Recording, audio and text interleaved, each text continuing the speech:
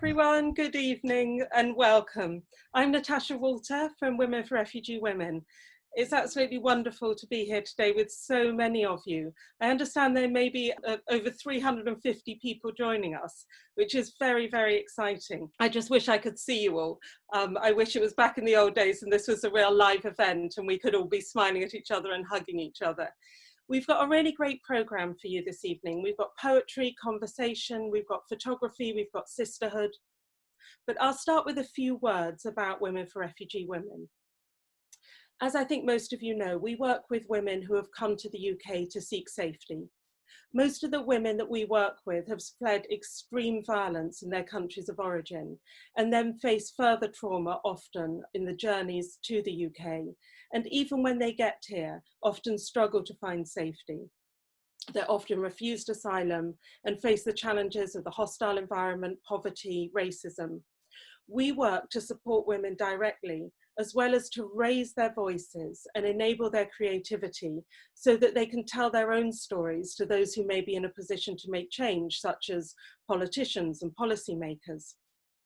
Up until recently, obviously our work rested a lot on face-to-face activities, which are always full of energy. English classes, drama, public speaking, and the wonderful photography project, which is what we're launching tonight. Since the pandemic started, obviously our work has had to change, and I hope to be able to come back to that a bit later on today and tell you about how we're facing current challenges. But before we get on to all of that, I want to welcome our first wonderful guest, Dr. Shola Mos-Shogbamimu. Shola is not only a lawyer, author, a leading campaigner on women's rights and racial justice. You may have seen her absolutely destroying Nigel Farage on television this morning. But alongside all that, Shola used to volunteer with Women for Refugee Women until very recently. Every single Monday, Shola was with us leading discussions on feminism and women's rights with refugee and asylum seeking women. I'm so delighted you can join us today, Shola. I'd like to start by asking you, what drew you personally to want to work with refugee and asylum seeking women with us? Hello, everybody. How are we doing? I am absolutely chuffed to be amongst my sisters from another mother again. Let me answer your question. Well, my journey started with a friend. So there had been a post on Facebook I didn't see, but a friend tagged me on saying, I think me, would be good for this intersectional feminism class that Women for Refugee were looking for a teacher or tutor on. And I remember having a conversation with Matthew at the time. And I'll be honest, as I found it, I thought it to be a wonderful thing to do. But then I was also worried about commitment. I was like, would I be able to commit every Monday?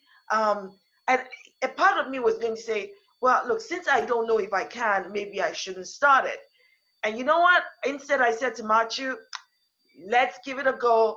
Let's see how it goes. And I was with you guys for over a year, like a year and a half. Can you believe I that? know. Some places. So that's how it started. And I have to be honest with you, what I got from the experience of being with the beautiful, brilliant women in class, and all of you wonderful people who help them in so many ways and run the refugee, I got to grow.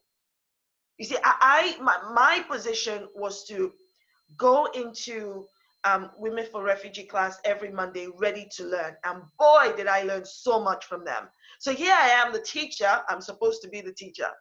But I always walked out of the class at the end of it with something new. And that for me was just an exhilarating experience. Oh, that's so beautiful, Shola. I miss the magical energy of our Mondays together so much. Now, but obviously it's good not to skate too much over what refugee women are facing. And we did, you know, there is so much warmth, there's so much energy, so much inspiration among the women that we work with, but they also face a lot of challenges. Tell me, do you think that in general people, the British public, whatever, do you think people are aware of the kind of challenges that asylum seeking women face in this country? I don't believe so. I believe whenever asylum seeking women hit the news, for instance, it's always for something either very negative or it is a story that just fits the news cycle for a very short period of time. My thinking is that there's this overwhelming sense that asylum seeking women, refugee women, are here to live off the state when nothing could be further from the truth. That is not the truth. From what I've seen up close and personal with the wonderful women at Women for Refugee, I saw talented women. I saw women with such business acumen, women with education qualifications that were not being tapped into. They are incredible human resources that this country is missing out on. That makes no sense to me. It makes absolutely no sense to me. All in the aid of feeding this sense of xenophobia and racism and prejudice. You know, all of that plays a key impact on all of the women. And it's one of the things I also learned is how much strength they have to overcome this, not on a cycle basis, but on a daily basis. Imagine having to wait every single time, or you go to your checkpoint, you know, you go to the home office to sign off, and you're waiting for some kind of positive, your papers as it's called, so that you can then live a life. I remember that I would always say to the wonderful women in my class, prepare as though your papers are coming tomorrow. Because it's not when your papers come that you start wondering, what am I going to do? You have to prepare yourself so when the papers come, you can hit the ground running. So if that means, for instance, studying, and if that means, I don't know, writing a book, write about your experience, there are other things that you can tap into that will ensure that you're not breaching any laws.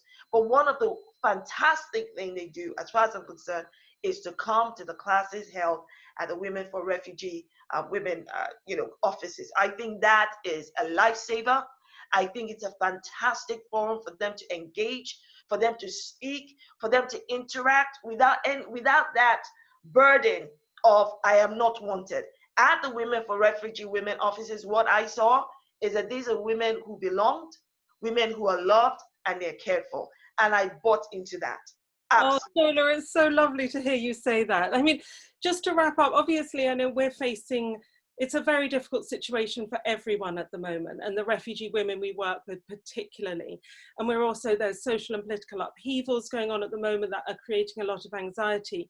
Despite all that, do you feel there is the possibility at the moment of working for positive change? And, you know, what would you say to everyone who's gathered here that we can't see, you know, that who's listening to us, about what should we be thinking of and doing to try and build a better world?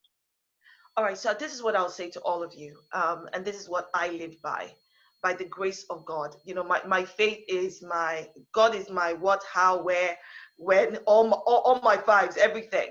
And whether or not you're a person of faith, I think it's important for you to have faith in yourself, regardless of what your circumstances are saying to you.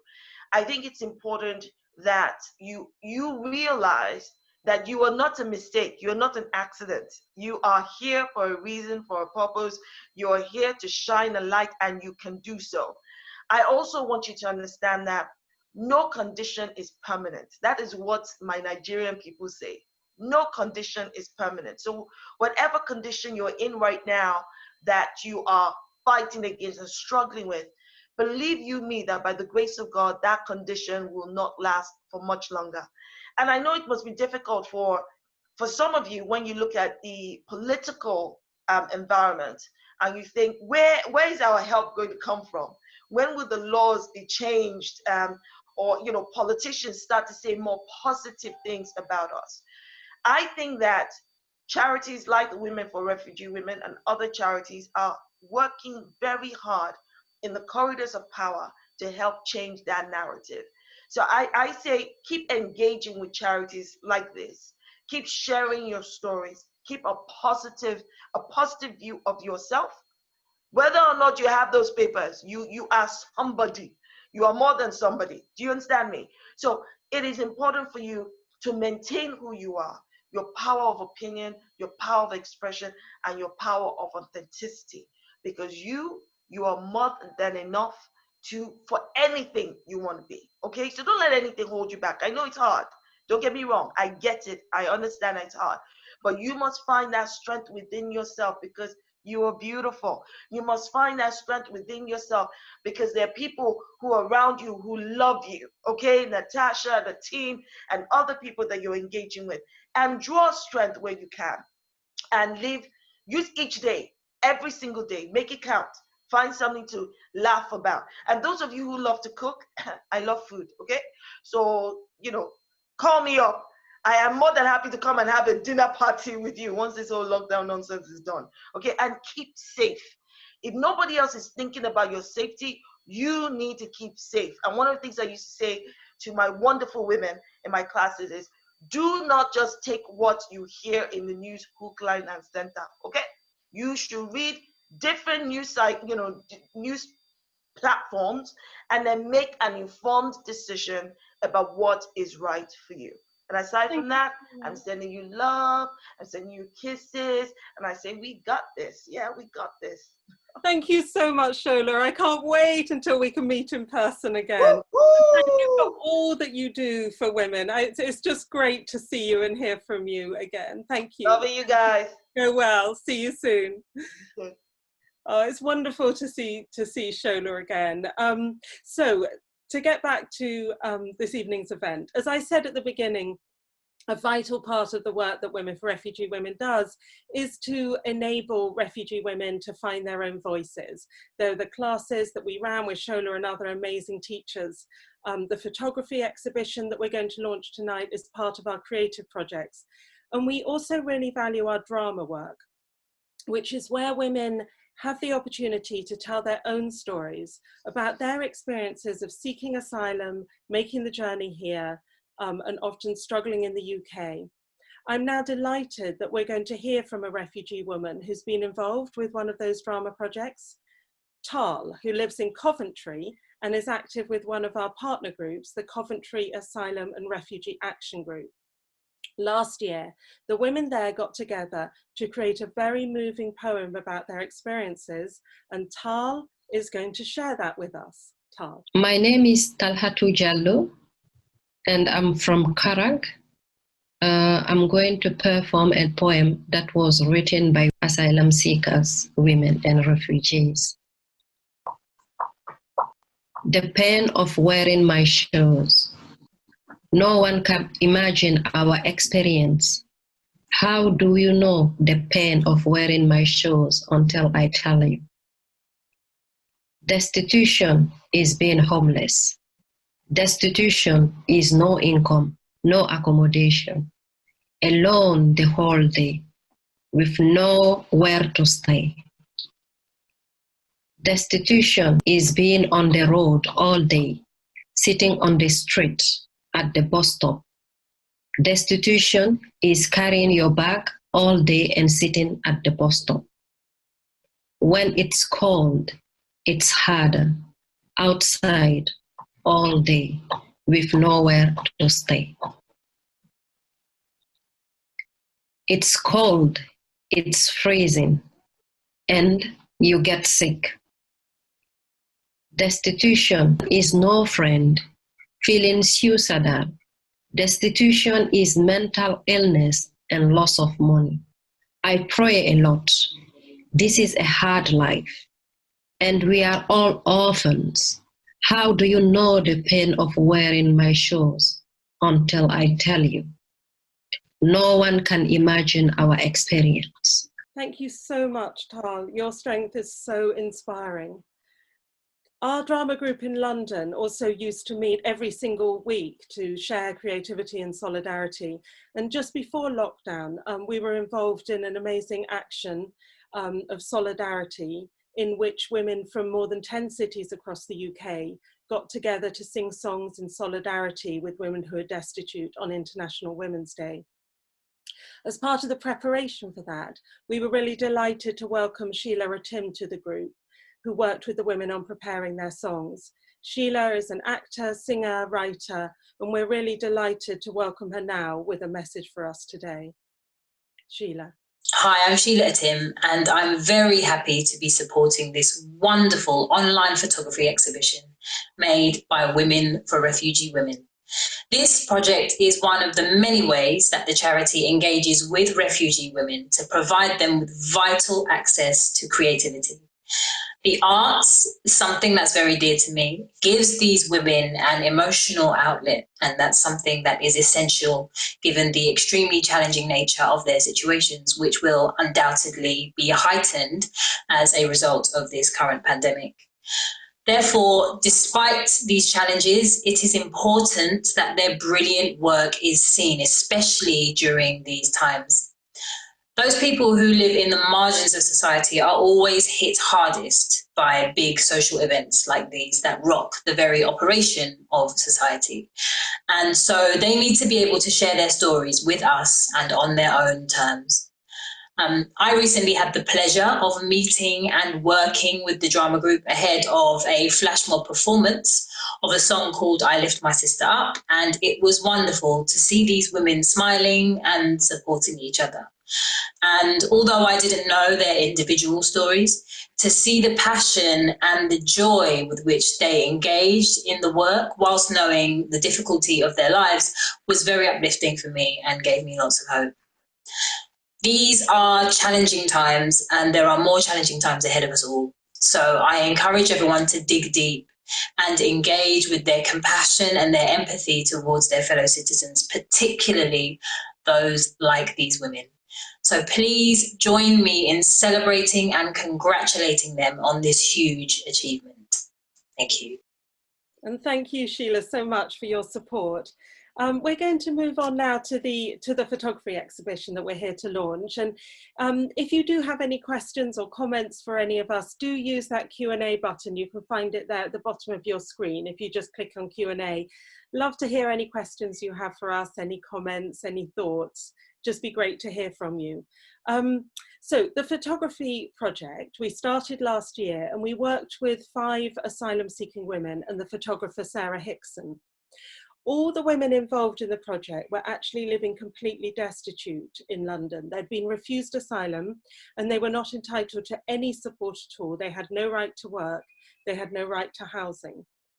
And they took pictures of aspects of their own lives in London. The streets where they walked, the buses where they slept, the Home Office centres where they report, the places like Women for Refugee Women where they found support. We were really hoping that we'd be able to show those photographs at an exhibition in a London gallery. Obviously, because of the current situation, that's not possible, but we are glad to be launching them here tonight. And I'm really glad now to introduce you to Antho, who's going to tell you about the project in her own words, and to EE, who's going to share her poetry as well as her images with you. Hello, my name is Antho. I am from DRC Congo. I am a member of Women for Refugee Women. A lot of people come seek asylum in the UK because they have problems with their country. Some people, the problem political. Some people, a lot of abuse.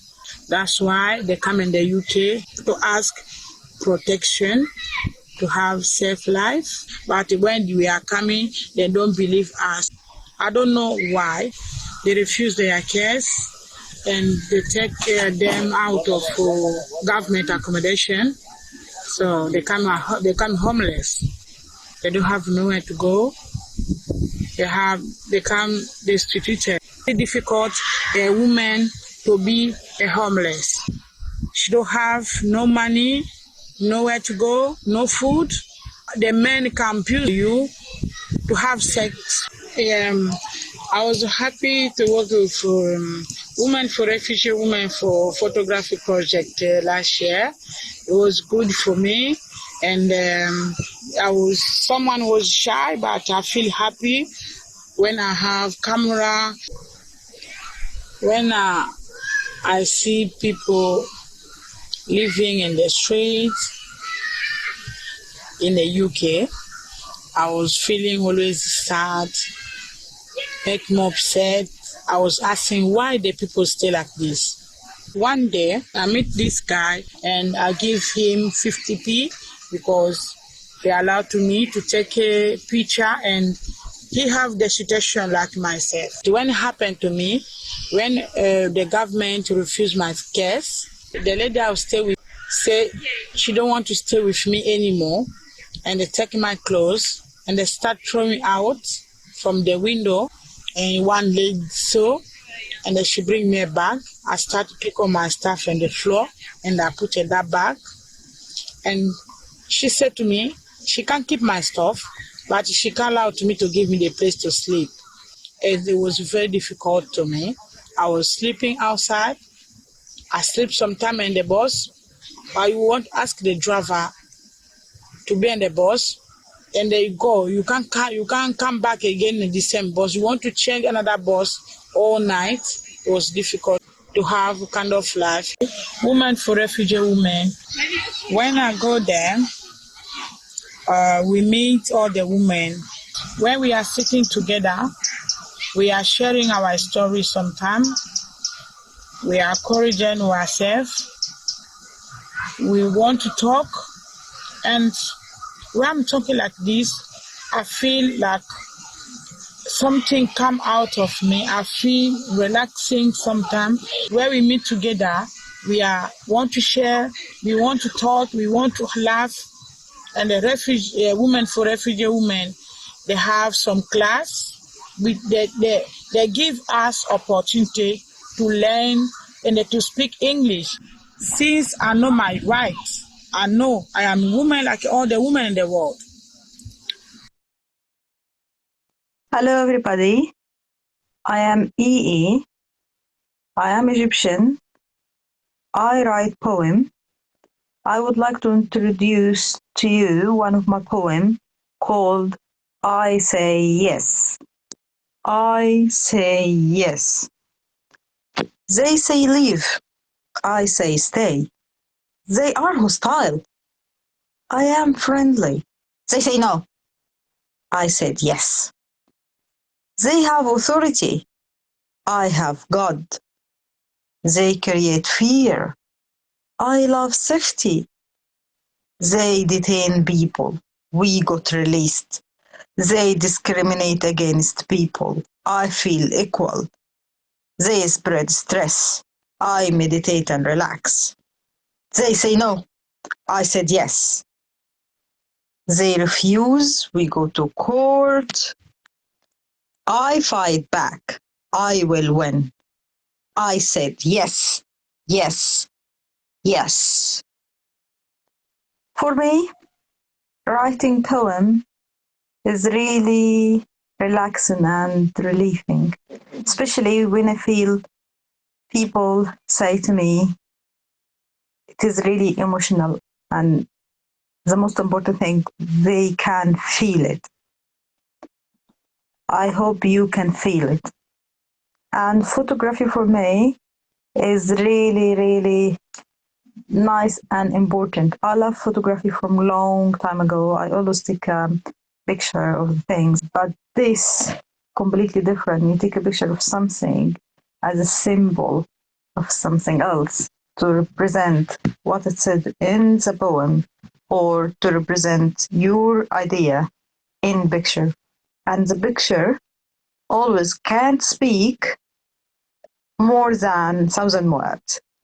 I hope you enjoy the photography and the poem, and leave a nice feedback for me. And thank you very much for hearing our voice and watching our photography. Thank you very much. Bye. Thank you so much to those brave women for your beautiful work. And everyone who's here, as you leave this event, you will get the link to the whole exhibition so you can see all their work and that of the other women. I don't think we've got many questions yet coming from the Q&A, but we have got people chatting about it on Twitter. And one of the things that has come up and is coming up is people wondering how we've adapted our work to the current situation, to the pandemic, because obviously our face-to-face activities have had to stop for the time being.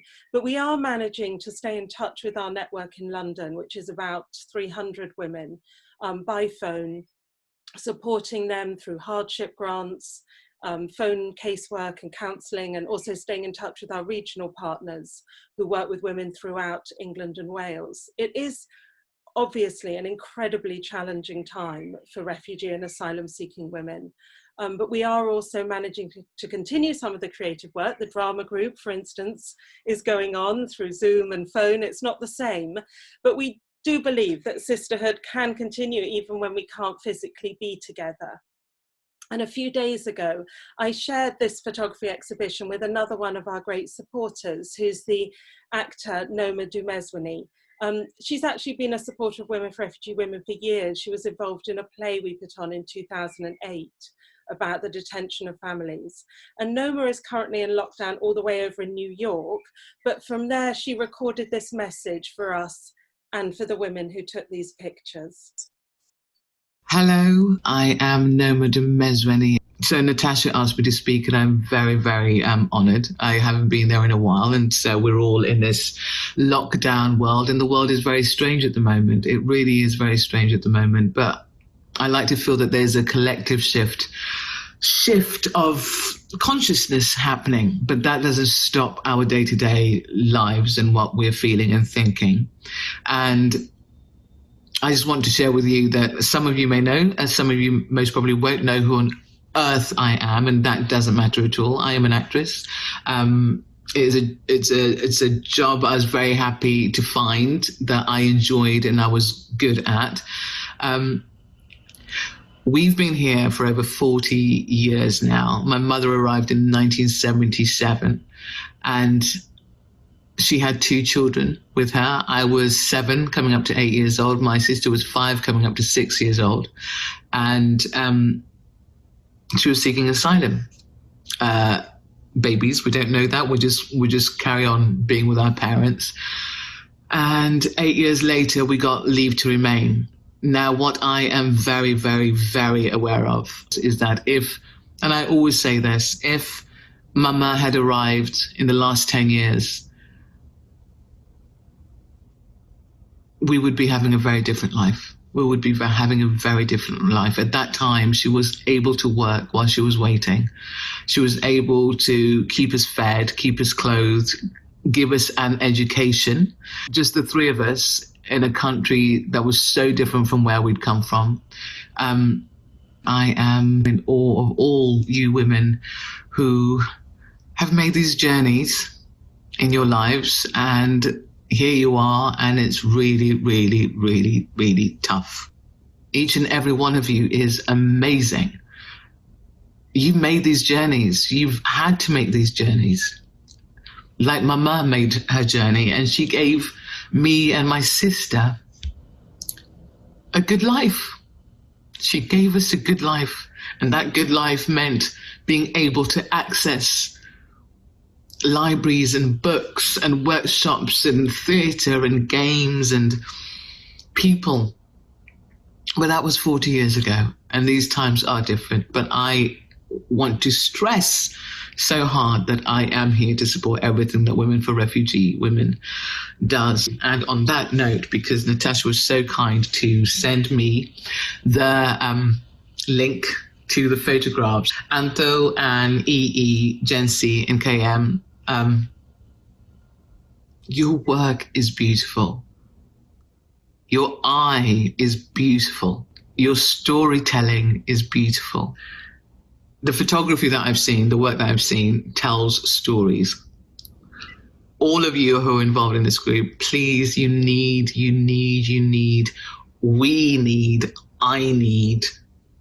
the world needs to hear your stories.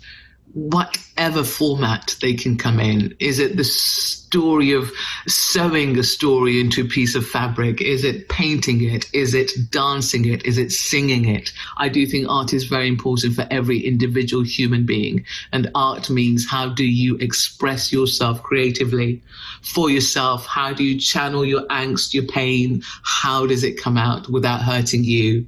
Because if it stays, that pain stays in your body. It does hurt. It is painful. But how do we transmute it and transform it and make it shine? Your art. You're amazing. You are valued, you are loved, you are needed. And this work is phenomenal. And I just want to say to everybody else, as part of this, I want to say to everybody else, support Women for Refugee Women, donate where you can, share these women's stories, listen to their stories, listen to their work, listen to their voices. And that's what the world is showing at the moment, is we need to listen. We need to listen because we're all in this together. And I mean spiritually. All I have is a different shade of skin and a different experience, but I am a human being. And you are a human being. You are a human being. And that's magical. That's absolutely magical. Blessings to you. And donate wherever you can. And ladies, go well with this exhibition. When it comes out, I'm going to be sharing it like mad.